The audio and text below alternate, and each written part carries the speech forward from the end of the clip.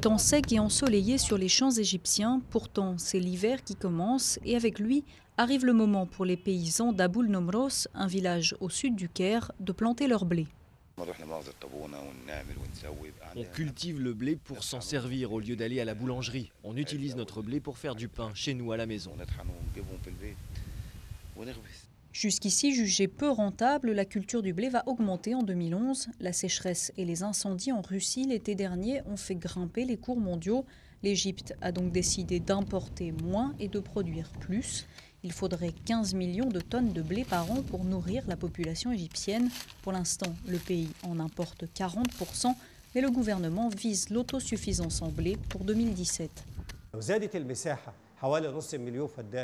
Si on augmente les surfaces de 1 ou 2 millions d'hectares, en plus de la sensibilisation auprès des paysans, on peut passer d'un taux de productivité d'1 tonne à 1,5 tonnes par hectare, ce qui se traduit par une autosuffisance de 80%, ce qui est assez sûr pour l'Égypte. Cultiver assez de blé pour pouvoir nourrir 80 millions d'habitants sans pour autant stopper toutes les autres cultures, un objectif utopique pour certains experts.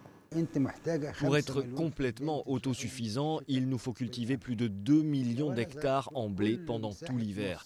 Mais ça c'est impossible, car la totalité de la terre fertile en Égypte ne dépasse pas les 3,5 millions d'hectares. Le blé est un aliment de base dans la nourriture égyptienne, notamment pour la fabrication du pain. Dans un pays où 1/5 de la population vit avec moins d'$1 par jour, ces mesures visent surtout à éviter toute pénurie qui pourrait mener à de nouvelles émeutes de la faim, comme celles qui ont eu lieu en 2008.